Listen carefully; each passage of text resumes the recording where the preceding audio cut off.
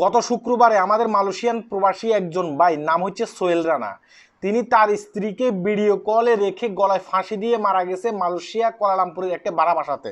কথা কি বুঝতে পারছেন? এইভাবে কিন্তু অসংখ্য প্রবাসীরা কিন্তু প্রতিনিয়ত ফ্যামিলি পলিটিক্সের শিকার হয়ে কিন্তু বিদেশের মাটিতে মারা যাচ্ছে এভাবে। এই যে এটা হচ্ছে পত্রিকা দেখতেছেন, মানে বিষয়টা হচ্ছে কি জানেন, বিষয়টা হচ্ছে যে এটা নওগাঁতে ঘটছে আর কি। সেই একটা মেয়েকে ভালোবাসতো, মাত্র 3 মাস হয়েছে ওই মেয়েটাকে সে ভালোবাসতো, মানে রং নাম্বারের মাধ্যমে এই মেয়েটাকে সে ভালোবাসছে মালয়েশিয়া কুয়ালালামপুর থেকে। এখন এই মেয়েটাকে ভালোবেসে সে মোবাইল ফোনের মাধ্যমে বিবাহ করছে। 3 মাসের ভিতরে ভালোবাসা হয়েছে, 3 মাসের ভিতরে বিবাহ হয়েছে।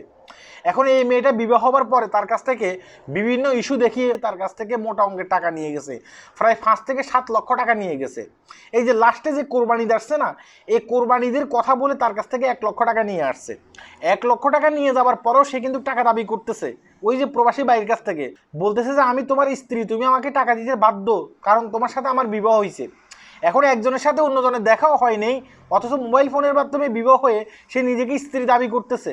এখন এই যে মালয়েশিয়াতে থাকা সোহেল রানা যে বাইটা আছে না, তার কাছে কোনো টাকা পয়সা নেই, কিন্তু তার স্ত্রী সেটা বুঝতে চাচ্ছে না।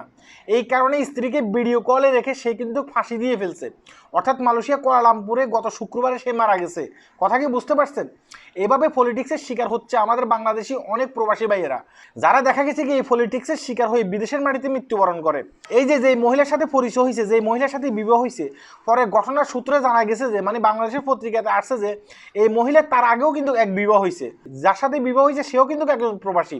তার কাছ থেকে টাকা পয়সা হাতিয়ে নিয়ে তাকে মানে তালাক দিছে। তাকে তালাক দেওয়ার পরে পরবর্তীতে আমাদের এই প্রবাসী ভাইটাকে ধরছে।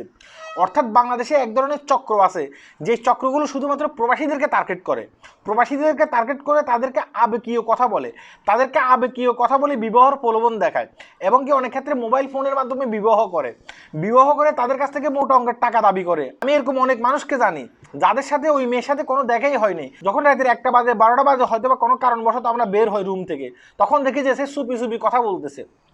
যখন আপনি তাকে জিজ্ঞাসা করবেন তুমি কার সাথে কথা বলতেছো, সে কিন্তু বলবে যে ওই যে আমি একজনের সাথে আমার পরিচয় হয়েছে, তার সাথে কথা বলতেছি। অথচ এই যে কথা বলতেছে, পরিচয় হয়েছে, তার ভিতরে 2 থেকে 3 লক্ষ টাকা অনেক ক্ষেত্রে দিয়ে ফেলছে। তার ভিতরে 2 থেকে 3 লক্ষ টাকা দিয়ে ফেলছে শুধুমাত্র এই পরিচয় পর্বের ভিতরে দিয়া। তাই আমি বলবো যে ভাই, আপনি একজন প্রবাসী হয়ে থাকলে আপনি কখনো এভাবে টাকা পয়সা কাউকে দেবেন না। এভাবে টাকা পয়সা দিয়ে কিন্তু পরে নিজের জীবনটা নিজে নষ্ট করবেন না।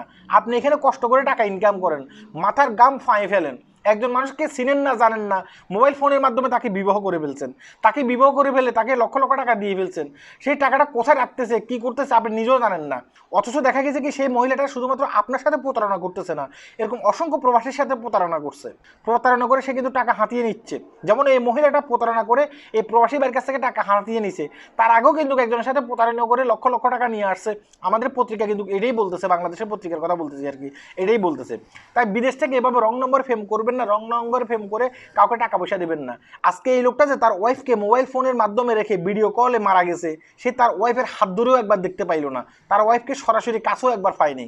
অথচ সে ওয়াইফের জন্য সে জান দিয়ে ফেলছে, সে ওয়াইফকে তার মরার আগে সে লক্ষ লক্ষ টাকা দিয়ে গেছে। আমরা প্রবাসী বাইরে যারা আছি একটু সাবধান হওয়া উচিত। আল্লাহ হাফেজ।